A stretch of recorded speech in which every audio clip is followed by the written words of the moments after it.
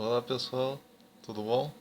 Hoje nós vamos falar sobre a obra Miséria da Filosofia, escrito pelo autor Karl Marx. Miséria da Filosofia é uma obra escrita por Karl Marx em 1847, né? É uma espécie de... O título é quase como se fosse uma paródia da obra Filosofia da Miséria, do escritor Pierre-Joseph Proudhon, né? Pierre-Joseph Proudhon, né?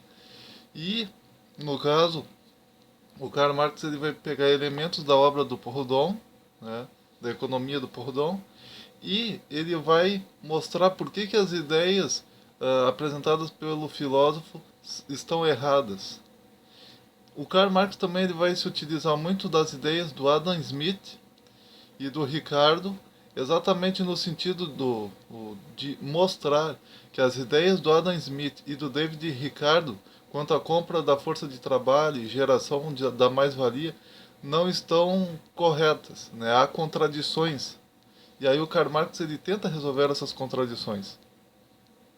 Enquanto o Karl Marx estava preocupado em determinar o valor, por exemplo, Proudhon, ele já estava demonstrando os objetivos por detrás dessa busca. Então o Karl Marx não concordava com muitas das ideias do Proudhon, né? Então, eu não vou falar tudo sobre a obra, eu vou ler apenas alguns trechos. Mas é importante que se diga o seguinte, o Karl Marx ele acreditava piamente que na Idade Medieval a sociedade era dividida em burguesia, não, digamos assim, suzerania e vassalagem. O suzerano era o mais rico, o dono, o proprietário da terra, e o vassalo era o mero trabalhador comum da terra, que trabalhava nas terras do suzerano. O que acontece é que, com o passar dos anos, os vassalos, os servos, eles foram se enriquecendo, criando os primeiros tipos de comércio de compra e venda de produto, de troca de produto, e aquele sistema feudal ele foi terminando. Então o que aconteceu? O que aconteceu foi que os servos, né, que até então era uma espécie de proletariado, né, eles passaram a se tornar uma burguesia. Eles se tornaram uma burguesia. Com o fim do feudalismo e da monarquia absolutista, surge então a ascensão, né, daquela forma prévia de proletariado em uma forma nova de burguesia. O que acontece é que, com o passar dos anos, esses burgueses, esses ex-servos feudais, alguns deles começaram a se enriquecer mais do que outros, e essa burguesia ela passou a se subdividir em um grupo que ganhava mais e um grupo que ganhava menos. Esse grupo que ganhava mais passou a ser a burguesia propriamente dita, e o outro grupo que passou a ganhar menos passou a ser o proletariado. Então, digamos que a burguesia, um dia, ela também foi uma espécie de proletariado da Idade Média, da época do feudalismo, digamos assim. Então, o Karl Marx ele passa a dizer então que a sociedade está dividida hoje em dia em burguesia e proletariado. Alguns trechos que eu gostaria de ler para vocês aqui dessa obra, A Miséria da Filosofia. Por exemplo, esse trechinho aqui, ó. O preço dos víveres elevou-se quase constantemente, ao passo que o preço dos objetos manufaturados e de luxo quase continuamente baixou. Observemos a própria indústria agrícola. Os objetos mais indispensáveis, trigo, carne, etc., têm seu preço elevado, enquanto algodão, açúcar, café, etc., baixam continuamente em proporção surpreendente. E até entre os comestíveis propriamente ditos, os de luxo, como as alcachofras, os aspargos, etc., são atualmente mais baratos relativamente do que os víveres de primeira necessidade. Em nossa época é mais fácil produzir o supérfluo do que o necessário. Enfim, em diferentes épocas históricas, as relações recíprocas de preços são não só diferentes, mas também opostas. Em toda a Idade Média, os produtos agrícolas eram mais baratos, em termos relativos, do que os produtos manufaturados. Nos tempos modernos ocorre o inverso. A utilidade dos produtos agrícolas tem, por isso, diminuído depois da Idade Média? O uso dos produtos determina-se pelas condições sociais em que se encontram os consumidores, e essas mesmas condições repousam sobre o antagonismo das classes. Depois, no outro trecho, ele diz: em uma sociedade futura, na qual tenha terminado o antagonismo de classes, ou seja, a luta entre burguesia e proletariado tenha terminado, na qual nem haveria mais classes, o uso não seria fixado pelo mínimo do tempo de produção, Porém, o tempo de produção social a ser dedicado aos diferentes objetos seria determinado pelo seu grau de utilidade social. No outro trecho ele diz: pelo contrário, o monopólio, em toda sua monotonia, invade em seguida o mundo dos produtos, assim como é do conhecimento de todo mundo. O monopólio invadiu o mundo dos instrumentos de produção. É apanágio de apenas alguns ramos da indústria, como a indústria cotonífera, fazer progressos tão rápidos. A natural consequência desses progressos é que os produtos da manufatura do algodão, por exemplo, baixam rapidamente de preço. Contudo, à medida que cai o preço do algodão, o preço do linho deve comparativamente elevar-se. O que acontece? O linho será substituído pelo algodão. Foi desse modo que o linho foi expulso de quase toda a América do Norte e obtivemos, em vez da variedade proporcional dos produtos, o reino do algodão. Em outro trecho ele declara: porém cedo demonstraremos que o governo não é uma causa e sim um efeito que ele não cria, mas é criado. Que, em uma palavra, ele é o resultado da desigualdade na posse, e que a desigualdade de posse está inseparavelmente ligada ao sistema social atual.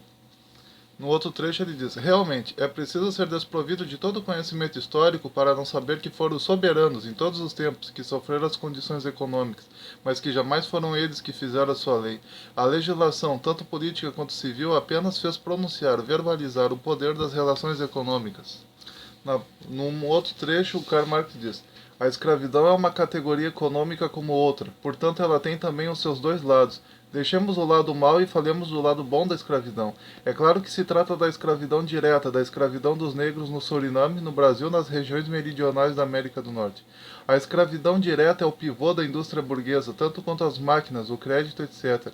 Sem escravidão não há algodão, sem o algodão não existe indústria moderna. A escravidão é que dá seu valor à colônia. São as colônias que criaram o comércio universal. É o comércio do universo a condição da grande indústria. Assim, a escravidão é uma categoria econômica da mais alta importância. Sem a escravidão, a América do Norte, o país de maior progresso, transformar-se-ia em um país patriarcal. Apague-se a América do Norte do mapa do mundo e teremos a anarquia, a decadência total do comércio e da civilização modernos. Façamos desaparecer a escravidão e teremos apagado a América da Carta das Nações. Também a escravidão, por ser ela uma categoria econômica, sempre participou das instituições dos povos. Os povos modernos souberam disfarçar a escravidão em seu próprio país. Impuseram-na sem disfarces no novo mundo. Como se arranjará o Sr. Proudhon para salvar a escravidão? Ele porá o problema: conservar o lado bom dessa categoria econômica e eliminar o lado mau.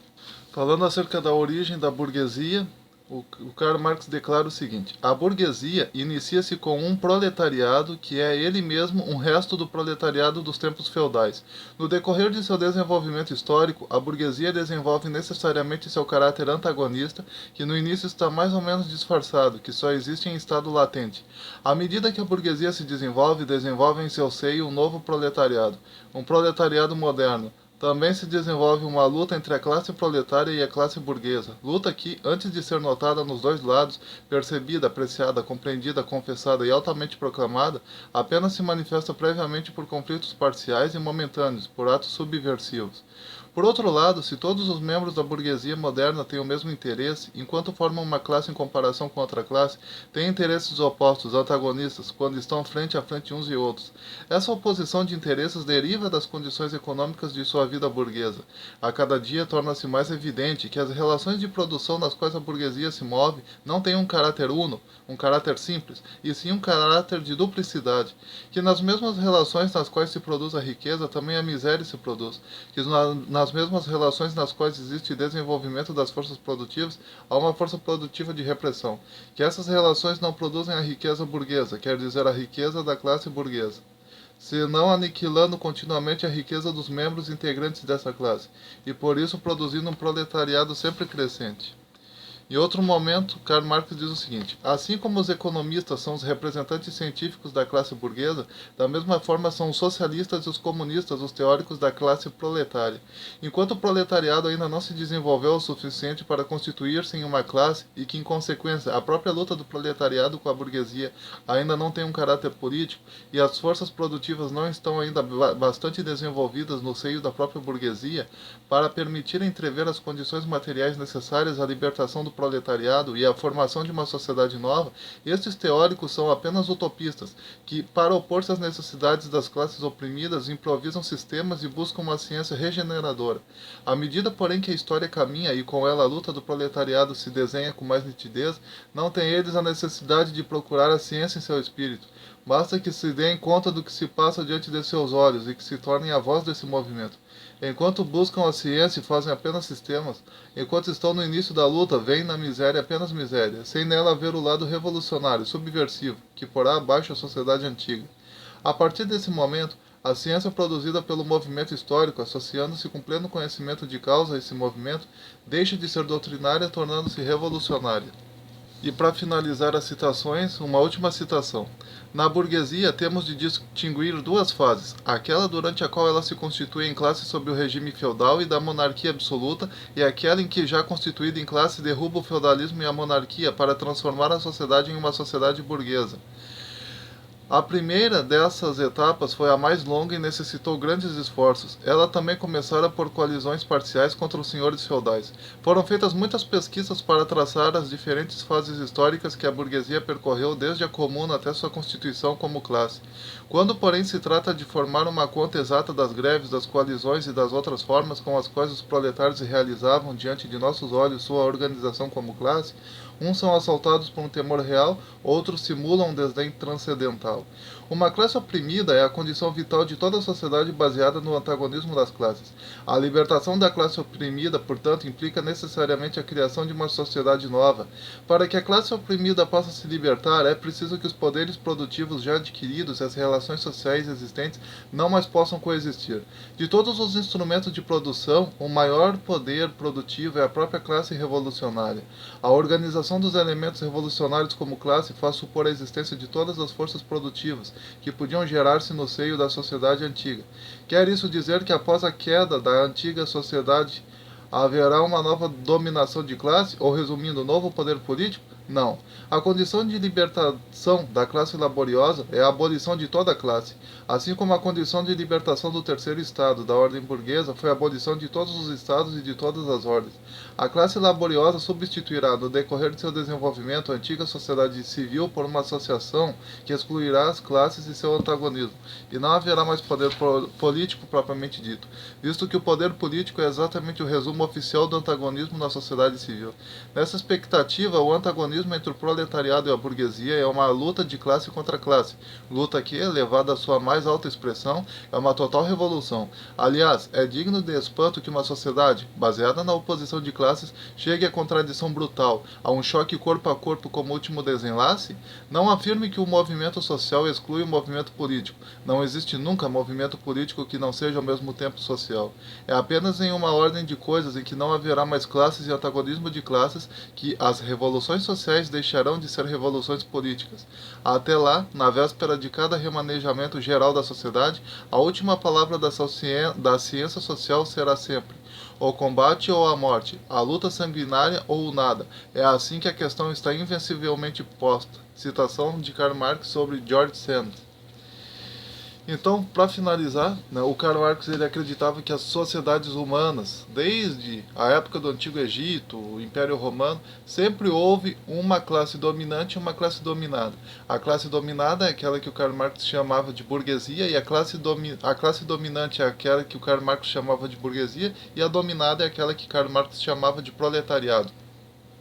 E no desenvolvimento humano, muitas vezes o proletariado, assim que ele assume o controle, digamos assim que ele consegue vencer a burguesia, ele mesmo acaba introjetando dentro de si a personalidade da antiga burguesia e ele mesmo se torna burguesia, passando a oprimir os membros mais pobres dele mesmo, fazendo com que surja um novo proletariado. Então a burguesia, ao invés de se instaurar como única classe dominante e promover a igualdade entre as pessoas, ela acaba se dividindo, fazendo com que hajam pessoas mais pobres e pessoas mais ricas, e aí surge novamente o desenvolvimento de uma burguesia e um proletariado.